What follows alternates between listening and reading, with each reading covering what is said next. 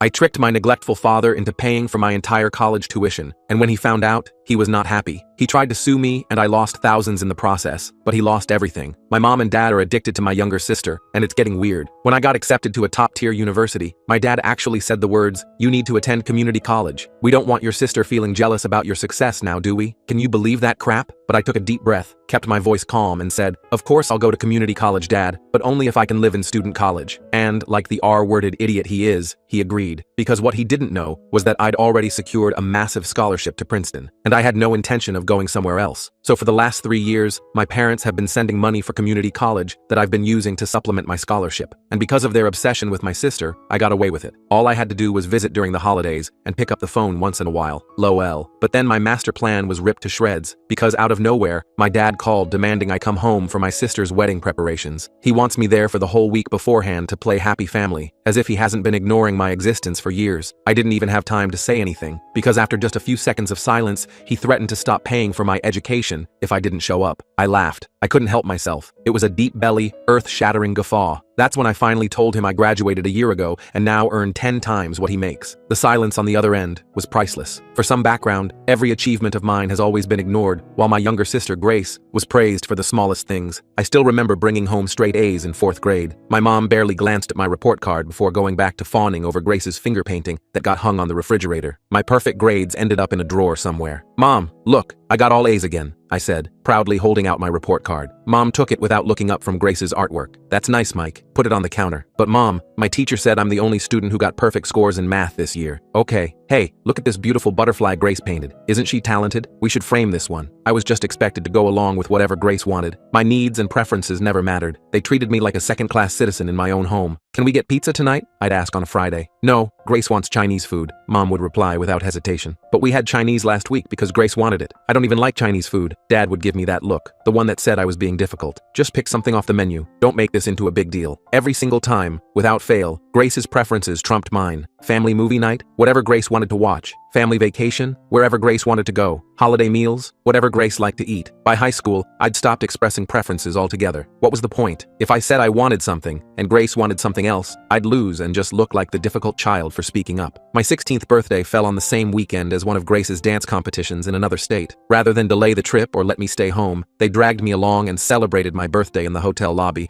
with a store-bought cupcake after Grace's performance. My gifts, a gas station keychain, and a card they'd clearly bought at the last minute. "Sorry we couldn't do more," Mom said, not sounding sorry at all. "But this competition is really important for Grace's future." Meanwhile, for Grace's birthdays, they threw elaborate parties, invited dozens of guests, and spent weeks planning the perfect celebration. For her sweet 16, they rented out an entire venue and hired a live band. The contrast couldn't have been more stark. The scholarship that changed everything high school was a blur of being overlooked and undervalued. I threw myself into academics because it was the one area where my success didn't threaten Grace. She had no interest in school, preferring to coast by on C's while focusing on dance and popularity. My straight A's and academic achievements flew under the radar, which was fine by me. I was building my escape plan. When college application time came around, I secretly applied everywhere and landed a full scholarship at one of the most prestigious universities in the country, several states away. I was ecstatic. Finally, a chance to escape. The day the acceptance letter arrived, I couldn't contain my excitement. For once, I thought, surely they'd be proud of me. A full ride to an Ivy League school? That had to warrant some recognition. I waited until dinner, where we were all seated together, a rare occurrence unless it was about celebrating something Grace had done. "I have some news," I said during a pause in conversation. My heart was racing. "I got accepted to Princeton, with a full scholarship." There was a moment of silence. Mom and Dad exchanged a look. "Princeton?" Mom repeated, her fork hovering midair. "That's far away." Dad cleared his throat. "Mike, we always planned for you to attend the community college here. It's practical, and you can live at home. But this is Princeton," I emphasized, "with a full scholarship. I won't have to pay anything." "It's still too far," Mom insisted. "We need you here." I looked at Grace, who was suddenly very interested in her food. "Why? What does it matter where I go to school?" Dad's face hardened. "You need to turn it down," he said flatly. "Grace doesn't do as well academically, and it would crush her if you went to a better school. Plus, we need you close to home." I couldn't believe what I was hearing. "You want me to give up a full scholarship to an Ivy League university because Grace might feel bad about it? Don't be selfish, Mike," Mom snapped. "Family comes first, always." "What about my future?" I asked. my voice cracking slightly. The community college has perfectly good programs, Dad said dismissively, and will help you with tuition. Grace finally looked up, a small, satisfied smile playing on her lips. It's better if we all stay together, she said sweetly. I'd miss you too much, Mike. That's when I developed my plan. I told them I'd attend the local community college if I could live in the dorms. They agreed immediately, probably happy to have me under control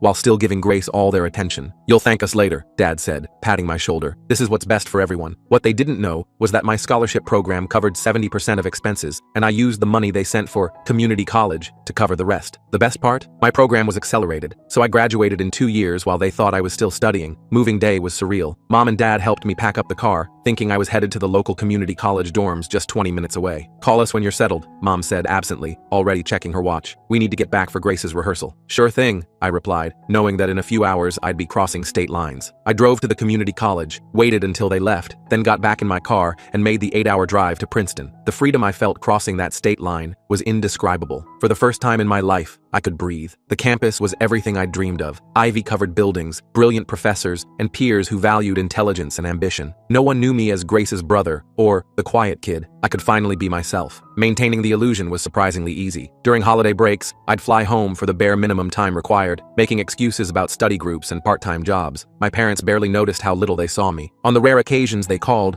I'd talk vaguely about classes and campus life, and they'd quickly shift the conversation to Grace's latest achievements. That's nice, Mike. Did we tell you Grace got the lead in her dance showcase? During my second year, I landed an incredible internship at a tech company that later offered me a full-time position. By the time my accelerated program ended, I had a job waiting for me with a starting salary that made my eyes water. I landed an amazing job right after graduation with a 6-figure salary. I've been working there for over a year now, with a promotion on the horizon. Meanwhile, my parents still think I'm a struggling student at the local community college. My apartment isn't fancy, but it's mine. I've made friends who value me for who I am. I've even started dating someone who actually listens when I speak and considers my preferences important. This taste of normal human interaction made the toxicity of my family dynamics even more apparent. The wedding drama unfolds. For over a year, I maintained minimal contact with my family, occasional texts, rare phone calls, and fabricated excuses for missing holidays. They never pushed back much. Grace's life always provided enough drama and excitement to distract them. So yesterday, Dad calls demanding I come home for Grace's wedding preparations. They need me there to help out and be part of the family photos. For a split second, I felt a twinge of hope. Maybe they finally wanted to include me as part of the family? Mike, you need to come home next week, Dad said without even a hello. The wedding's in 2 weeks, and we need all hands on deck. Dad, I have finals coming up. I can't just drop everything. This is your sister's wedding, he said, his voice rising. Finals happen every semester. This is a once-in-a-lifetime event for Grace. I didn't even know she was engaged, I replied honestly. There was a pause. We told you at Christmas. They hadn't. I hadn't been home for Christmas in 2 years, making excuses about work and study. They'd never noticed. Look, I'll try to make it for the actual wedding, but I can't be there for a whole week of preparations. Unacceptable, Dad snapped. Grace wants a family photo shoot, bridal shower, rehearsal dinner, the works. She specifically asked for you to be in the photos. What will people think if her only brother isn't there for everything? But then reality hit. They just needed me there as a prop for their perfect family image. When I texted that I couldn't make it, my mom started the guilt trips. Don't you want to be there for your sister's special day? And family is forever, Mike. How can you be so selfish? Mom texted. After everything we've done for you. Another message followed. Grace is crying. She says you're ruining her wedding by not being here. How could you hurt your sister like this? When that didn't work, my dad called with threats. If you don't show up, we're cutting off your college money. We can't have people asking where our son is. That's when I finally snapped. Go ahead and stop paying. I don't need your money. What did you just say to me? Dad's voice was dangerously low. I said I don't need your money. I haven't for a long time. Listen here, you ungrateful brat. We've supported you through college, put a roof over your head, fed you. I laughed, which only made him angrier. You think this is funny? We'll see how funny it is when you're kicked out of school with no degree and no future. We're withdrawing you from classes tomorrow. Go ahead, I said calmly. Try it. Dad went ballistic, threatening to withdraw me from the community college to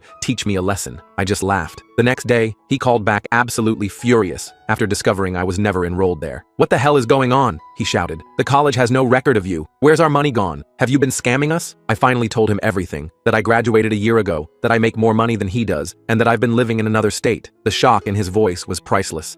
What? You've been at Princeton this whole time? With what money? The full scholarship you made me turn down, except I didn't turn it down. That's impossible. he sputtered. You've been home for holidays, I flew in for brief visits. You were all too focused on Grace to notice how little I was actually there. And now? Where are you? What are you doing? I graduated last year. I work for a tech company. I make 6 figures, Dad. More than you ever have. The silence that followed was deafening. Why? He finally asked, his voice smaller. Why would you lie to us for years? Because you never gave me a choice. You were willing to sacrifice my future to protect Grace's feelings. So I did what I had to do. You need to come home. Now we need to discuss this as a family. No, I said simply. I don't need to do anything. I'm not coming to the wedding, and I'm not pretending to be part of a family that never valued me. I hung up, my hands shaking but my resolve firm. The spectacular fallout. Over the next few days, my phone exploded with calls and texts from family members I hadn't heard from in years. Apparently, Dad and Mom had spun some tale about me having a mental breakdown and abandoning the family right before Grace's wedding. Turns out, Grace's wedding was a complete disaster. Her fiancé was a con artist who convinced my parents and sister to invest their savings in some sketchy scheme before disappearing with all their money. My dad's business was already failing, and now they're about to lose their house too. My cousin Jake, the only relative I still occasionally spoke with, filled me in on the details. Dude, it's a total shit show, he told me. This guy, Chad or whatever, he convinced your parents to invest like $100,000 in some cryptocurrency thing. Said it would triple in value before the wedding. They even took out a second mortgage. Are you serious? I couldn't believe they'd be that gullible. Dead serious. Your dad's business has been tanking for years. You didn't know? The economy hit him hard, but he kept up appearances for Grace's sake. They were banking on this investment to save everything. Instead, Chad disappeared 3 days before the wedding with all their cash. No one's heard from him since. What about Grace? I asked, curious despite myself. Jake snorted, playing the victim, of course, crying about how she's heartbroken and betrayed. Meanwhile, your parents are facing bankruptcy. I felt a momentary pang of sympathy, quickly replaced by bitter satisfaction. The golden child's choices had finally caught up with them all. Suddenly, my phone was blowing up with calls from blocked numbers. My mom got through once, sobbing about how much she misses me and needs her son back. My aunt filled me in on the real story. They're desperate for my money now that they're broke. Mike, baby, we've made mistakes. Mom wept into the phone. We miss you so much. Please come home. Your family needs you. You never needed me before, I replied coldly. You never even noticed I was gone. That's not true. We've always loved you. You're our son. What you mean is, you need my money now that Grace's fiancé scammed you. The sudden silence confirmed everything. How did you know about that? She finally asked. Word gets around. Goodbye, Mom. I blocked her number. The audacity of these people. They even showed up at my apartment, somehow found my address, begging for help, talking about family responsibility. I slammed the door in their faces. The knock came at 7 a.m. on a Saturday. I opened the door to find my parents standing there, looking haggard and desperate. Mike, Dad said, forcing a smile. Son, can we come in? How did you find my address? I demanded. That doesn't matter, Mom said, already trying to push past me into the apartment. We're here now, as a family. I blocked the doorway.